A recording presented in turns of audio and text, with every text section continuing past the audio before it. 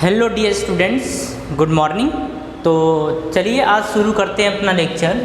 और ये electric potential and capacitance में आज हम देखेंगे न्यूमेरिकल्स और पोटेंशियल डिफरेंस को, ठीक है। और इसके पोटेंशियल की कुछ प्रॉपर्टीज़ को अपन देखेंगे। तो चलिए शुरू करते हैं लेक्चर। और सबसे पहले हम शुरू करेंगे न्यूमेरिकल से, ठीक है। अगर देखिए पोटेंशियल की बात करें तो पोटेंशियल होता था V इज इक्वल्स टू के क्यू बाई आर, ठीक है। ये होता था किसी पॉइंट चार्ज के कारण किसी पॉइंट पर इलेक्ट्रिक पोटेंशियल कितना होगा उसका फॉर्मूला, ठीक है। तो क्वेश्चन अपन देखते हैं यहाँ पे। तो देखिए ये क्वेश्चन कुछ इस तरीके से है। ये A है, B, C, यहाँ पे चार्ज है माइनस Q3 और यहाँ पे चार्ज है प्लस Q1 और यहाँ पे चार्ज है प्लस Q2।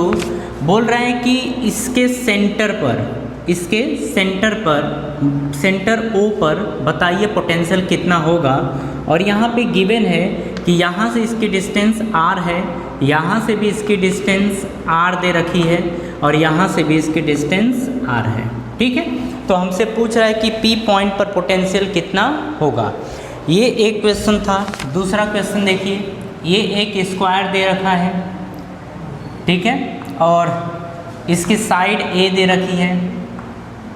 ये बोल रहा है कि हर पॉइंट पर अगर इसको A, B, C और इसको D ले लें तो इस पे चार्ज जो है वो Q है, इस पे भी चार्ज Q है, इस पे भी चार्ज Q है और इस पे चार्ज है माइनस Q, ठीक है। इसके सेंटर O पर पूछ रहा है कि इलेक्ट्रिक पोटेंशियल कितना होगा, ठीक है। तो हम यहाँ पे लिखेंगे कि V नेट एट O, ठीक है, ये हमें बताना है। यहाँ पे भी हमें लिखना है V नेट एट O पर पोटेंशियल बताना है, ठीक है। समझिएगा यहाँ पे अगर हम बात करें पोटेंशियल की तो होता था KQ बाई R। अब यहाँ पे हम जब भी पोटेंशियल निकालते थे तो हम हमेशा चार्ज को साइन के साथ रखते हैं। मतलब चार्ज ऐसे लिखेंगे, पुट चार्ज विद साइन, ठीक है, साइन के साथ लिखते हैं। तो यहाँ पे जो फॉर्मूला आएगा, यहाँ पे जो V नेट आएगा हम ऐसा मान लेते हैं कि इसके कारण इस पर पोटेंशियल V1 होगा, इसके कारण इस पर पोटेंशियल V2 होगा, इसके कारण इस पर पोटेंशियल V3 होगा। तो V net is equals to आ जाएगा V1 plus V2 plus V3, ये आ जाएगा। अब अगर V1 की बात करें तो V1 इज इक्वल्स टू, यहाँ देखिए K और यहाँ का चार्ज है Q1, तो KQ1 अपॉन यहाँ से इस पॉइंट की डिस्टेंस कितनी है R के बराबर, तो KQ1 बाई R आ गया।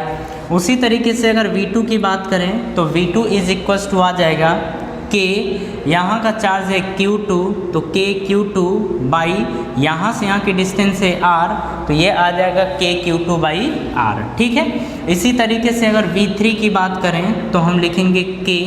अब देखिए यहाँ का चार्ज कैसा है, नेगेटिव, तो हम साइन के साथ रखेंगे, यानी कि K माइनस Q3 अपॉन यहाँ से इस पॉइंट की डिस्टेंस है R, तो ये आ गया। इसको हम लिख सकते हैं V3 is equals to minus KQ3 by R, ये लिख सकते हैं, ठीक है। अब देखिए अगर हम बात करें V नेट की तो V net is equals to V1 और V1 के प्लेस पे अपन पुट करेंगे KQ1 by R plus V2 के प्लेस पे पुट करेंगे KQ2 बाई R, तो ये आ जाएगा KQ2 बाई R प्लस, अब यहाँ पे देखिए ये माइनस में है तो हम लिखेंगे माइनस KQ3 बाई R, और यही हमारा आंसर आ जाएगा, ठीक है।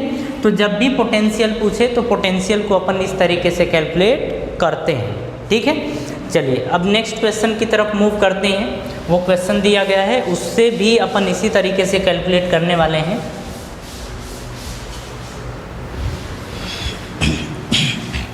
देखिए यहाँ पे निकालेंगे तो इसके लिए सबसे पहले हमें डिस्टेंस निकालनी पड़ेगी, ठीक है। तो O से A की जो डिस्टेंस होगी वही O से B की भी डिस्टेंस होगी, वही O से C की भी होगी और वही डिस्टेंस O से D की भी होगी, ठीक है। तो किसी एक को निकाल लेते हैं। तो निकालने का तरीका देखिए, यहाँ पे अपन निकालेंगे तो ये ये रहा ऐसे, यहाँ पे हम परपेंडिकुलर डालेंगे तो ये इसके मिड में आता है, ये इसके मिड में आता है, ए और बी के मिड में। तो अगर ए से बी की लेंथ ए दे रखी है तो इसको पी ले लेते हैं, और ये तो ए पी की डिस्टेंस हो जाएगी a/2, ठीक है। अब देखिए टोटल एंगल 90 डिग्री होता है, लेकिन हम हाफ करते हैं तो ये एंगल आ जाता है 45 डिग्री। देखिए a/2 हमें पता है, हमें पता करना है ये लेंथ, ठीक है। तो बेस और ये हाइपोटेन्यूज का रिलेशन होता है साइन के कॉस के साथ। तो हम लिखेंगे cos 45 is equals to base is AP upon hypotenuse is AO, तो ये आ जाएगा AO। हमें AO कैलकुलेट करना है, ठीक है। तो हम लिखेंगे AO is equals to AP upon cos 45, ठीक है। अगर हम बात करें AP की, तो AP की वैल्यू है a/2, ठीक है, अपॉन cos 45 की वैल्यू होती है 1/√2। तो ये देखो ये बीच का बीच में मल्टीप्लाई हो जाएगा और नीचे का ऊपर हो जाएगा। तो AO इज इक्वल्स टू आ जाएगा a√2/2। देखो जब √2 से 2 को कैंसिल आउट करेंगे तो ये √2 में मतलब यहाँ √2 बचेगा, तो ये आ जाएगा a/√2। यानी कि AO की वैल्यू कितनी आ गई है, a/√2 ये आई है, ठीक है। अगर हम बात करें इसकी तो ये लेंथ भी a/√2 होगी, ये लेंथ भी a/√2 होगी, ये लेंथ भी a/√2 होगी। तो देखिए थोड़ी बहुत मैथ अपने को इसमें लगानी पड़ेगी, ठीक है। अब हम बात कर रहे हैं वी नेट की, तो V net is equals to, अब अपन मान लेते हैं कि इसके चलते यहाँ पे पोटेंशियल V1 था, इसके चलते V2 था, इसके चलते यहाँ पे V3 था और इसके चलते V4 था, अपन ये मान लेते हैं। तो हम बोलेंगे V net is equals to V1 plus V2 plus V3 plus V4, अपन ये कर देंगे। तो देखिए अगर V1 की बात करें तो अपन डायरेक्ट कैलकुलेट करते हैं। देखिए हम लिखेंगे K, यहाँ का चार्ज है Q, तो KQ अपॉन यहाँ से इस पॉइंट की डिस्टेंस है a/√2, तो लिखेंगे a/√2, फिर बीच में प्लस। अब देखिए Q2 के कारण देखेंगे तो K, यहाँ पे B वाले प्लेस पे कितना है Q, तो KQ बाई यहाँ से इसकी डिस्टेंस है a/√2, तो लिखेंगे a/√2 ये प्लस V3। तो देखो KQ, तो यहाँ पे लिखेंगे KQ अपॉन, अब यहाँ से यहाँ तक की डिस्टेंस ये भी दे रखी है a/√2, ये आ जाएगी प्लस। अब देखो इसके कारण इस पे पोटेंशियल, तो लिखेंगे K, यहाँ का चार्ज है -Q अपॉन, अब देखो यहाँ से यहाँ की डिस्टेंस भी a/√2 ही है, तो a/√2 ये हो जाएगा, ठीक है। अब देखिए ये माइनस है, ये प्लस है, तो माइनस प्लस क्या हो जाएगा, माइनस हो जाएगा। तो जब माइनस होगा तो ये और ये कैंसल आउट हो जाएंगे। अब यहाँ पे बचेगा, देखो √2 ऊपर जाएगा तो ये √2 KQ अपॉन a आ जाएगा, प्लस में ये भी आएगा √2 KQ बाई a, ये आ जाएगा, ठीक है।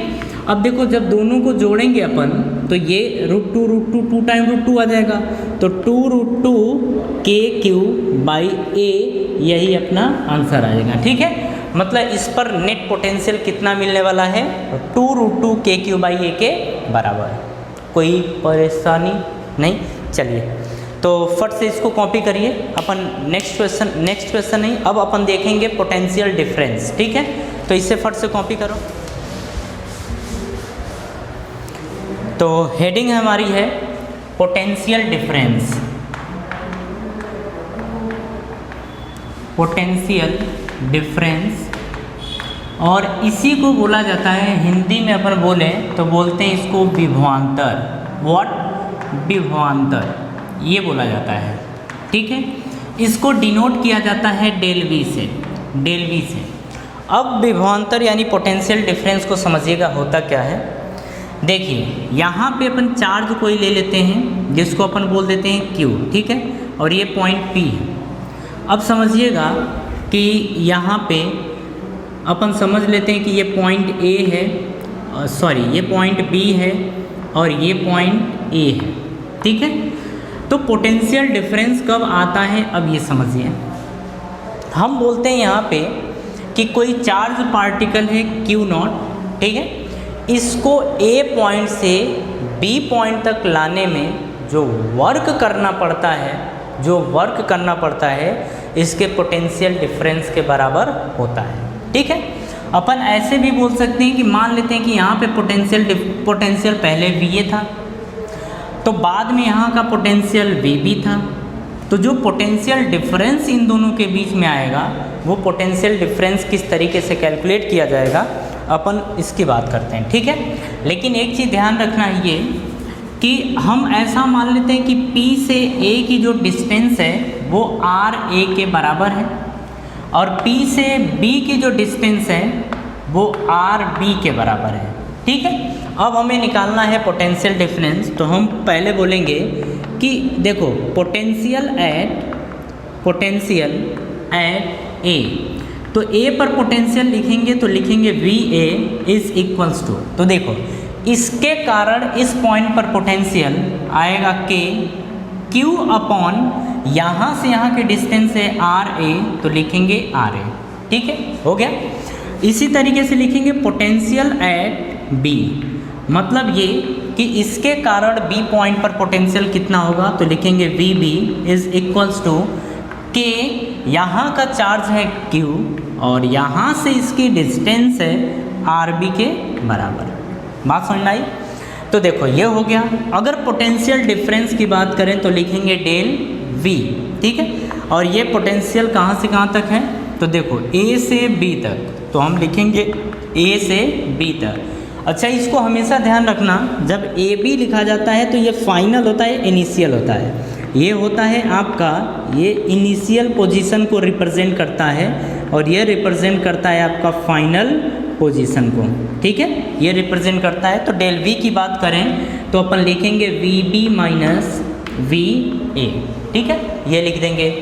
तो देखो हमसे पूछा भी यही था कि डेल V, तो हम लिखेंगे इसको कि del V is equals to, अब देखो VB माइनस VA, तो VB के प्लेस पे लिखेंगे KQ बाई RB, तो हम लिखेंगे KQ बाई RB माइनस, अब यहाँ से लिखेंगे VA और VA के प्लेस पे KQ बाई RA, तो ये आ जाएगा KQ बाई RA, ये आ जाएगा। ठीक है, अब देखिए यहाँ से जब डेल V अपन कैलकुलेट करने की कोशिश करेंगे तो यहाँ पे KQ कॉमन आ जाएगा। ठीक है, अब अंदर क्या बचेगा, 1 upon RB minus 1 upon RA, और यही होता है पोटेंशियल डिफरेंस, और इसी तरीके से पोटेंशियल डिफरेंस कैलकुलेट किया जाता है।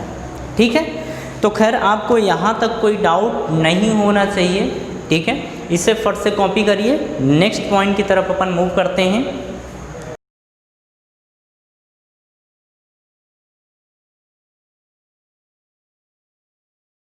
चलिए अब अपन देखते हैं पोटेंशियल डिफरेंस को कैलकुलेट करने के तरीके, कि किन किन तरीक़ों से अपन पोटेंशियल डिफरेंस कैलकुलेट कर सकते हैं। तो देखिए ये कैलकुलेशन जो होती है वो गिवन प्रॉब्लम्स के ऊपर होती है। ठीक है, मतलब आपको क्या चीज़ दिया गया है उसी के हिसाब से आप पोटेंशियल डिफरेंस को कैलकुलेट कर पाते हैं।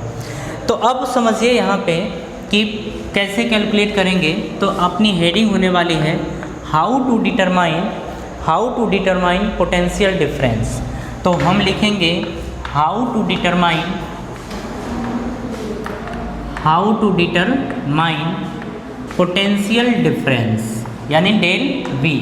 अब इसको अगर समझा जाए तो हम ये बोलते हैं कि पोटेंशियल डिफरेंस यानी विभवांतर कैलकुलेट करने के तरीके, या पोटेंशियल विभवांतर को ज्ञात करने का तरीका। ठीक है, अब यहाँ पे समझिए, हम यहाँ पे बोल रहे हैं कि फर्स्ट ये समझिए कि अगर मान लीजिए इलेक्ट्रिक फील्ड हमें दिया है और फिर हमें पोटेंशियल डिफरेंस कैलकुलेट करना पड़े तो कैसे करेंगे।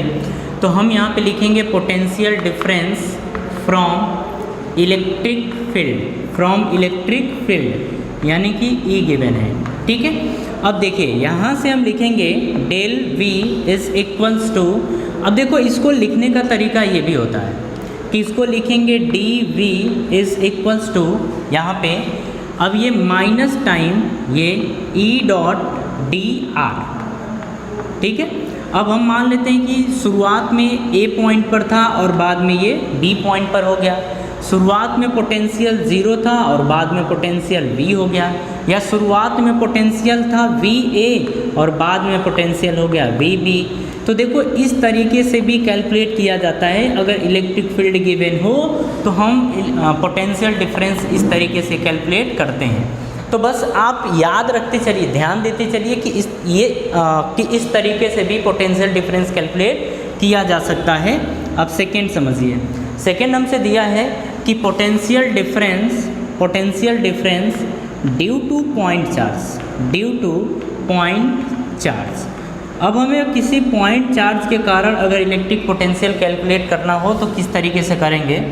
तो देखो हम लिखेंगे डेल V। अब ये हम मान लेते हैं A से B, यानी कि ये आ जाएगा VB माइनस VA, थोड़ा सा रुकिए, VB minus VA is equals to, यहाँ से देखिए KQ, नहीं उसको रुक दिया क्या, अच्छा रुक जा। तो देखिए यहाँ पे हम लिखे थे, अभी समझे थे कि ये आता था KQ, अब ब्रैकेट में 1/RB माइनस 1/RA ये आता था, ठीक है। तो अगर कोई पॉइंट चार्ज है, किसी पॉइंट चार्ज के कारण अगर किसी पॉइंट पर पोटेंशियल कैलकुलेट करना है या पोटेंशियल डिफरेंस कैलकुलेट करना है तो इस तरीके से अपन कैलकुलेट करते हैं, ठीक है। चलिए अब हम देखेंगे in form of work done. अगर वर्क डन गिवन है तो पोटेंशियल डिफरेंस किस तरीके से कैलकुलेट किया जाएगा। तो देखिए हम लिखेंगे del V is equals to W/Q0, ठीक है। इस तरीके से हम कैलकुलेट करेंगे अगर वर्क डन गिवन है तो, ठीक है। अब नेक्स्ट चलिए, अब एक चीज़ और समझिए यहाँ पे कि हमने पीछे देखा था कि dV is equals to minus E.dr होता था, ठीक है। ये होता था कि dV is equals to minus E.dr। अब देखिए इसको हम और तरीक़ों से लिख सकते हैं, इसे हम इसको लिख सकते हैं कि dV is equals to minus E.dr cos theta, ठीक है। इस फॉर्मूले का हम यूज़ कर सकते हैं जब इलेक्ट्रिक फील्ड गिवन हो और वहाँ पे कोई किसी चार्ज पार्टिकल को एक प्लेस से दूसरे प्लेस तक डिस्प्लेस करा रहे हों, यानी कि हमें जब डिस्प्लेसमेंट गिवन हो, ठीक है। तो हम बोलेंगे if electric field and displacement is given, अगर ये दोनों चीज़ें गिवन हैं तो फिर हम पोटेंशियल कैसे या पोटेंशियल डिफरेंस कैसे कैलकुलेट करते हैं। तो हम लिखते हैं, देखो डेल V के प्लेस पे dV लिखें, dV के प्लेस पे डेल V लिखते हैं। यहाँ पे ध्यान से समझिएगा, ये एक छोटे से डिस्प्लेसमेंट के लिए था, मतलब अगर छोटा सा डिस्प्लेस करते हैं, अगर किसी पार्टिकल को बहुत थोड़ा सा डिस्प्लेसमेंट देते हैं तो उसके चलते उस पॉइंट पर पोटेंशियल बहुत थोड़ा सा होगा, ठीक है। लेकिन हम बोल रहे हैं कि डिस्प्लेसमेंट हम ठीक ठाक कर रहे हैं, ठीक है, यानी डिस्प्लेसमेंट हम ठीक ठाक दे रहे हैं, तो फिर पोटेंशियल डिफरेंस किस तरीके से आएगा। तो हम लिखेंगे माइनस dr के प्लेस पे आ जाएगा ER और ये cos थीटा रहेगा, ठीक है। इस तरीके से भी पोटेंशियल डिफरेंस कैलकुलेट किया जा सकता है, ठीक है। अब चलिए समझिए, यहाँ पे जो थीटा है वो होता है angle between electric field and displacement, ठीक है। या डिस्प्लेसमेंट का मतलब डायरेक्शन ऑफ डिस्प्लेसमेंट, इसके ऊपर चली जाती है डिपेंडेंसी, ठीक है। चलिए इसके बाद अपन एक न्यूमेरिकल करते हैं, कुछ न्यूमेरिकल्स करते हैं और फिर समझते हैं इस थ्योरी को सब। चलिए अपन क्वेश्चन लिख रहे हैं, देखिए इसको भी हटाई दें। चलो यहाँ पे देखो, आप दिया गया है इलेक्ट्रिक फील्ड इस डायरेक्शन में है, इलेक्ट्रिक फील्ड अपनी इस डायरेक्शन में है और किसी चार्ज पार्टिकल को अपन यहाँ से B से A तक लेके जा रहे हैं, मतलब ये A पॉइंट आपका है और ये B पॉइंट है, डिस्प्लेसमेंट x यूनिट है, ठीक है। अब देखिए इनके बीच का जो एंगल है इलेक्ट्रिक फील्ड और इसके बीच का एंगल दे रखा था 60 डिग्री, ये एंगल दे रखा था, ये इलेक्ट्रिक फील्ड था, ठीक है। अब हमसे पूछ रहा है कि आप बताइए कि यहाँ पे पोटेंशियल डिफरेंस आपको कितना मिलेगा। जब B से आप A तक लेके आते हैं तो पोटेंशियल डिफरेंस कितना मिलेगा, यानी डेल V की वैल्यू बताइए कितनी होगी। तो ध्यान से समझिएगा, यहाँ पे हम लिखते हैं ये कि del V is equal to minus E into X displacement और कॉस थीटा, ठीक है। थीटा क्या था, इलेक्ट्रिक फील्ड और डिस्प्लेसमेंट के बीच का एंगल। यहाँ समझिए आप कंफ्यूज कहाँ पे होने वाले हैं, ये समझिएगा। देखिए डिस्प्लेसमेंट ये हो रहा है, ठीक है, इलेक्ट्रिक फील्ड ये है, तो हम ये एंगल नहीं लेंगे, हम लेंगे एंगल लेंगे ये। तो अगर ये 60 डिग्री है तो क्या ये 120 डिग्री होगी, टोटल ओवरऑल 180 डिग्री होता है। अगर 60 डिग्री ये निकल गया तो बचा कितना, 120 डिग्री। तो हम बोलेंगे थीटा की वैल्यू कितनी दे रखी है, 120 डिग्री, ठीक है।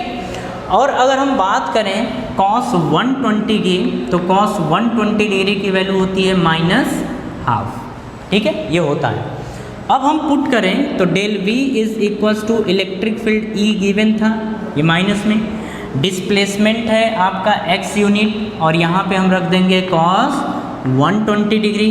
तो del V is equals to आ जाएगी -EX इंटू -1/2, तो ये आ जाएगा del V is equals to EX/2, ये आ जाएगा पोटेंशियल डिफरेंस, ठीक है।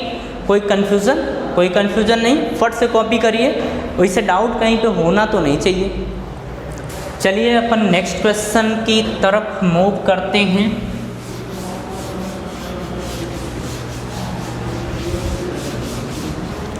चलिए समझिए, यहाँ पे क्वेश्चन दिया है, ये इलेक्ट्रिक फील्ड है, ठीक है, इलेक्ट्रिक फील्ड इस डायरेक्शन में गिवन है ये चीज़, और हमसे यहाँ पे बोल रहा है कि इलेक्ट्रिक फील्ड दिया गया है 10 न्यूटन पर कूलम I कैप, ये दिया गया है, ठीक है।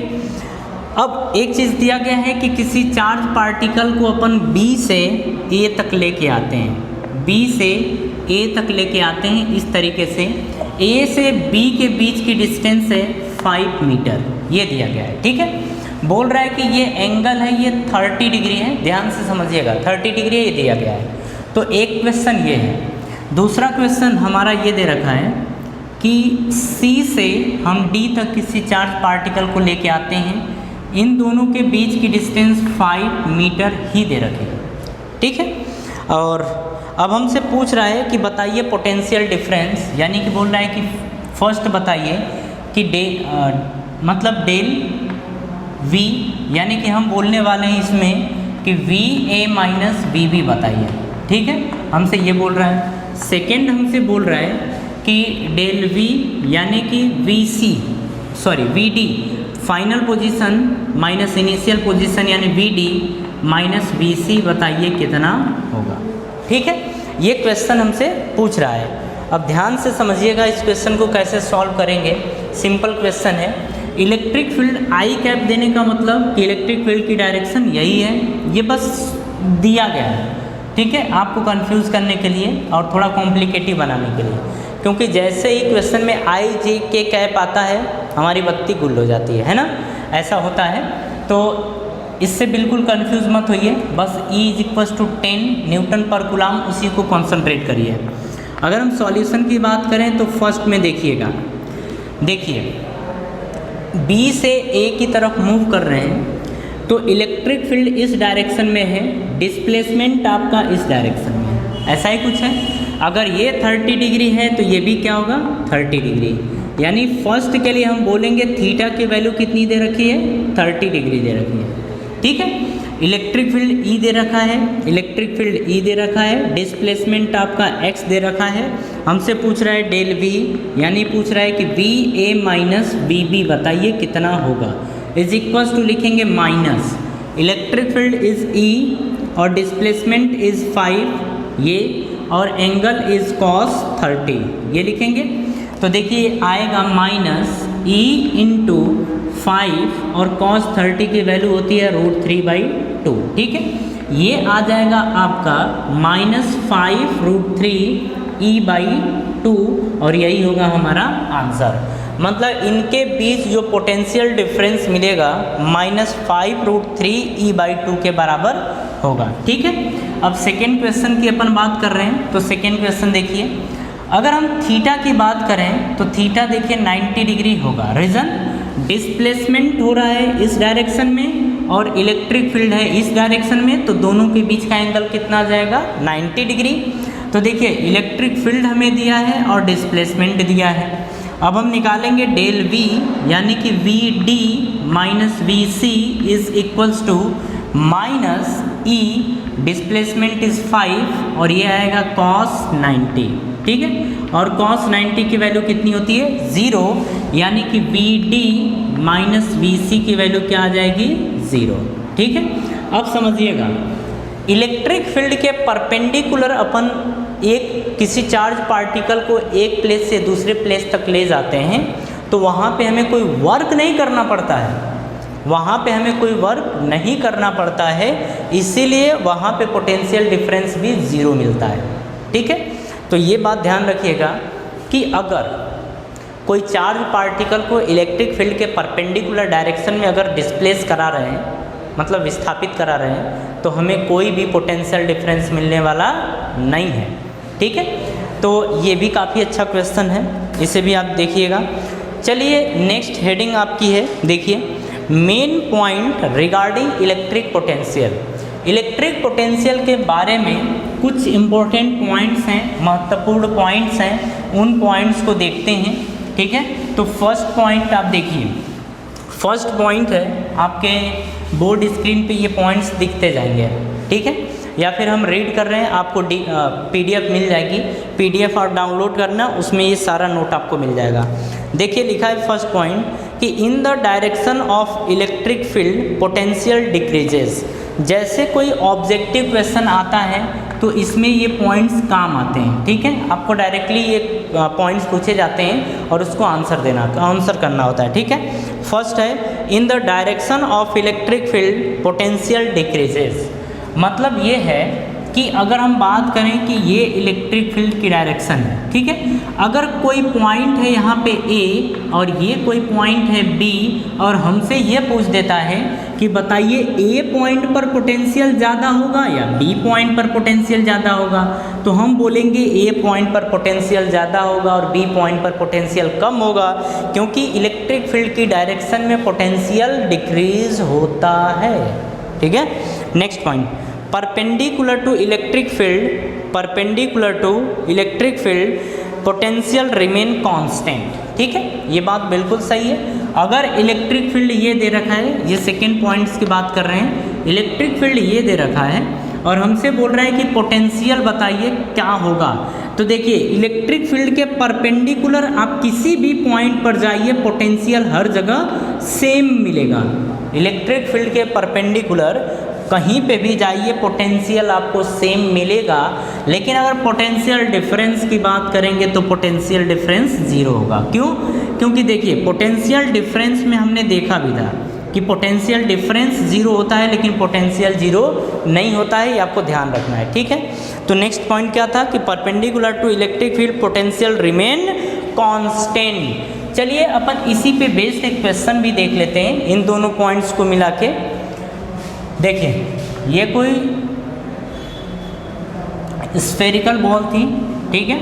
ये आपको इस तरीके से दे रखा था, इलेक्ट्रिक फील्ड ये है, ठीक है। और हमसे पूछ रहा है कि 4 पॉइंट्स दे रखे हैं, एक पॉइंट ये A है, ये पॉइंट B दे रखी है और ये पॉइंट C है और ये पॉइंट D दे रखी है, ठीक है। देखिए ऑब्जेक्टिव क्वेश्चन जब आएंगे तो इस टाइप के क्वेश्चन आपसे पूछे जाएंगे, इसीलिए ध्यान से समझिएगा, ठीक है। अब देखिए अगर हमसे बोलें कि बताइए VA, VB, VC और VD में क्या रिलेशन बताइए, ठीक है।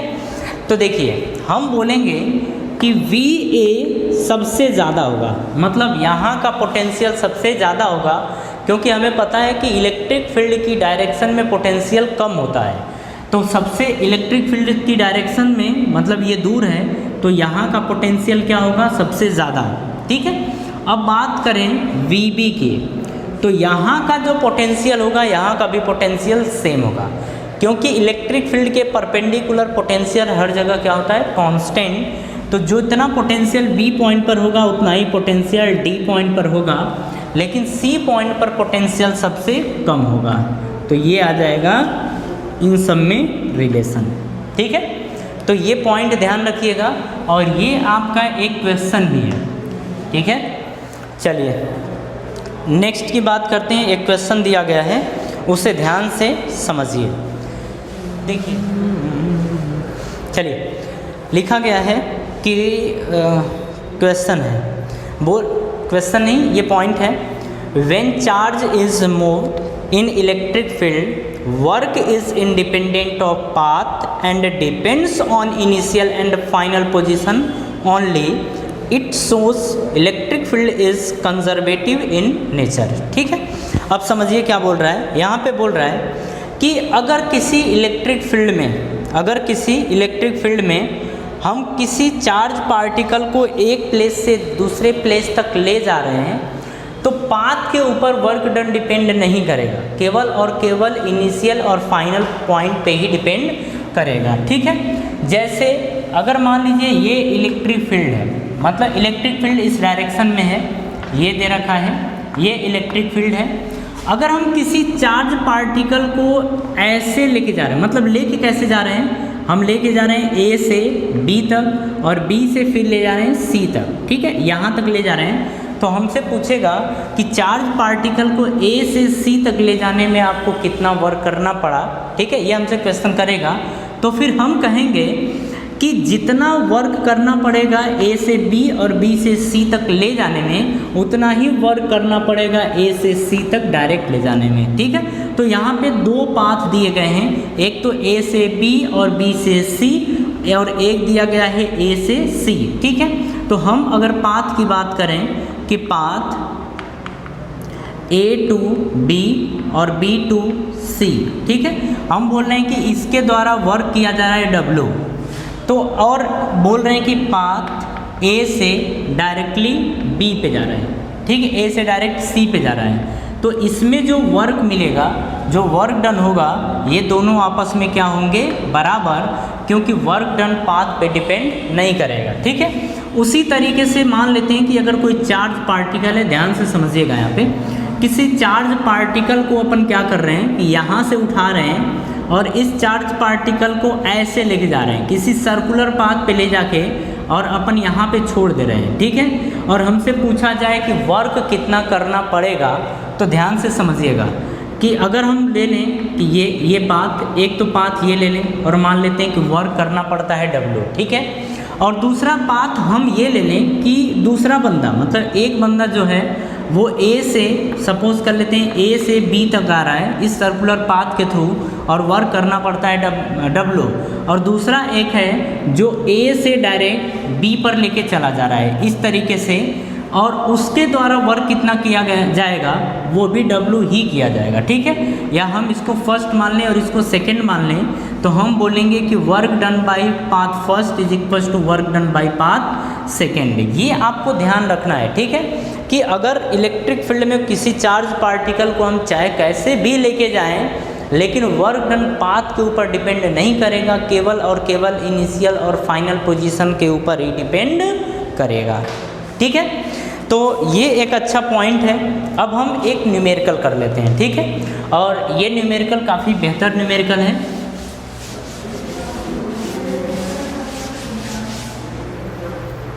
चलिए समझिए इसे। ये इलेक्ट्रिक फील्ड की वैल्यू इस तरीके से क्या किया जा रहा है कि किसी यूनिट पॉजिटिव चार्ज को Q0 को A से B तक लेके जाया जा रहा है और B से फिर C तक लेके जाया जा रहा है, और हमसे पूछ रहा है कि वर्क कितना करना पड़ेगा। तो हम बस चेक करने जा रहे हैं। ठीक है, तो ये हम ले लेते हैं कि A से B यानी कि फर्स्ट, तो फर्स्ट के लिए हम बोल रहे हैं ये कि पाथ ए से बी और बी से सी, ये है। और फिर हम ये चेक करना चाहते हैं कि जो दूसरा बंदा वो डायरेक्ट उठाता है और ऐसे लेके भाग जाता है इसको, ठीक है। तो हम बोल रहे हैं कि पाथ ए से सी, ये डायरेक्ट, ठीक है। अब यहाँ पे एक चीज़ और समझिए, इलेक्ट्रिक फील्ड दे रखा है ई, ठीक है, इलेक्ट्रिक फील्ड ई दे रखा है।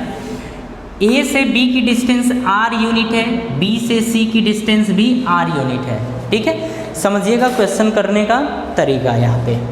यहाँ पे समझिए सबसे पहले कॉन्सेप्ट को कि हम जानते हैं del V is equals to, इसको हम लिखते हैं वी ए, अगर इसको फाइनल पॉइंट बी हो तो V B minus V A is equals to W by, एक तो आता है क्यू नॉट, ये हो गया। दूसरा हमने देखा था कि del V is equals to यानी V B minus V A is equals to आ जाता है माइनस ई एक्स, उसके बाद कॉस थीटा, ये आ जाता है, ठीक है। हम कहेंगे कि फर्स्ट और सेकंड को आपस में इक्वेट कर दो। तो जब फर्स्ट और सेकंड को, ये पाथ फर्स्ट सेकंड अभी नहीं है, अभी हम इस कॉन्सेप्ट को समझ रहे हैं, ठीक है। हम कहेंगे कि by first and second, by first and second, ये हम समझें तो इन दोनों को बराबर कर दो, मतलब आपस में इक्वेट कर दो। तो हम लिखेंगे W by Q naught is equals to minus E X cos theta, ठीक है। तो W बराबर क्या आ जाएगा, आएगा minus Q naught E X cos theta, ये आ जाएगा, ठीक है। तो अगर इलेक्ट्रिक फील्ड गिवन हो, अगर इलेक्ट्रिक फील्ड गिवन हो, चार्ज पार्टिकल गिवन हो, डिस्प्लेसमेंट हमें पता हो, तो हम इस तरीके से वर्क डन कैलकुलेट करते हैं। हमें ये देखना है कि अगर इस पाथ को फर्स्ट मान लेते हैं और इस पाथ को सेकंड मान लेते हैं, तो इस इलेक्ट्रिक फील्ड में किसी भी चार्ज पार्टिकल को ए से सी तक ले जाना है, तो क्या इस पाथ द्वारा किया गया वर्क और इस पाथ द्वारा किया गया वर्क दोनों आपस में बराबर हैं कि नहीं है, ये हमें चेक करना है, ठीक है। तो देखिए ये तो आ गया वर्क डन का फॉर्मूला। अब हम इसी पे वर्क करेंगे। तो सबसे पहले लेंगे कि ए टू बी, मतलब ए से बी तक ले जाने में कितना वर्क करना पड़ रहा है, इसकी बात कर रहे हैं। तो देखिए हम लिखेंगे W is equals to minus Q naught, electric field is E, यहाँ से यहाँ का डिस्प्लेसमेंट है R कॉस। अब देखिए इलेक्ट्रिक फील्ड इस डायरेक्शन में, डिस्प्लेसमेंट भी इस डायरेक्शन में है, तो इसके और डिस्प्लेसमेंट के बीच का एंगल कितना होगा, यहाँ पे एंगल होगा थीटा की वैल्यू 0 डिग्री, तो हम लिखेंगे कॉस 0, और हमें पता है कॉस 0 की वैल्यू होती है 1, तो W इज इक्वल्स टू आ जाएगा minus Q naught E R के बराबर, ठीक है।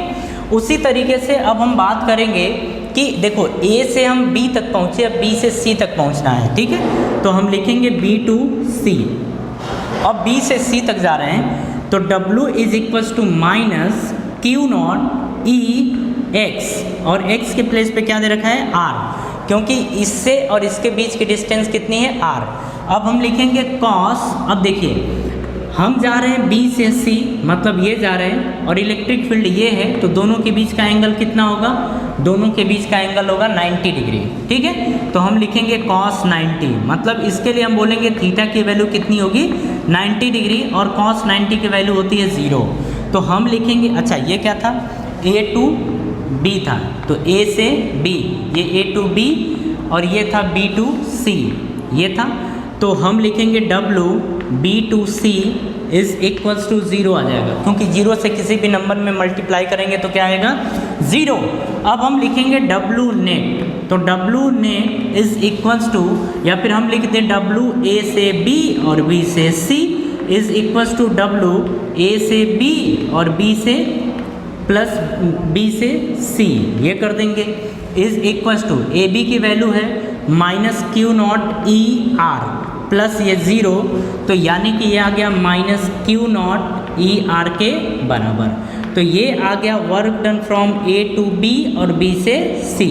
तो ये समझ में आया कि किस तरीके से कैलकुलेट किया गया है, तो ये आ गया वर्क डन, ठीक है। तो हम लिखेंगे यहाँ पे कि W A से B और B से C is equals to minus Q naught E R के बराबर आ गया। अब यही चीज़ हमें देखना है कि क्या हम यहाँ से यहाँ तक ले जाते हैं तो सेम वर्क करना पड़ेगा या अलग अलग करना पड़ेगा, ठीक है। तो देखिए अब अगर इसकी बात करें तो पाथ ए टू सी। अब बात करते हैं यहाँ पे, ध्यान से समझिएगा, हम लिख रहे हैं कि W A to C is equal to minus Q naught E. अब आगे आर, ठीक है, आर के प्लेस पे अपन अभी रखते हैं एक्स और आगे आएगा कॉस थीटा। तो देखिए यहाँ पे हमें दो चीज़ कैलकुलेट करने की ज़रूरत है, एक तो डिस्प्लेसमेंट और दूसरा थीटा। तो डिस्प्लेसमेंट की बात करें तो हम ये डिस्प्लेसमेंट देखना चाहते हैं, ठीक है। ये एक राइट एंगल ट्रायंगल है, तो हम बोलेंगे यहाँ पे कि अगर ये आर है, ये आर है, तो ये डिस्टेंस हो जाएगी रूट में आर का स्क्वायर प्लस आर का स्क्वायर यानी 2r का स्क्वायर, ये आ जाएगा। इसको हम लिख सकते हैं r√2, ठीक है। मतलब जो a से c की डिस्टेंस है वो r√2 के बराबर होगी, ठीक है। तो ये x की वैल्यू आ गई। अब हमें थीटा की वैल्यू देखनी है।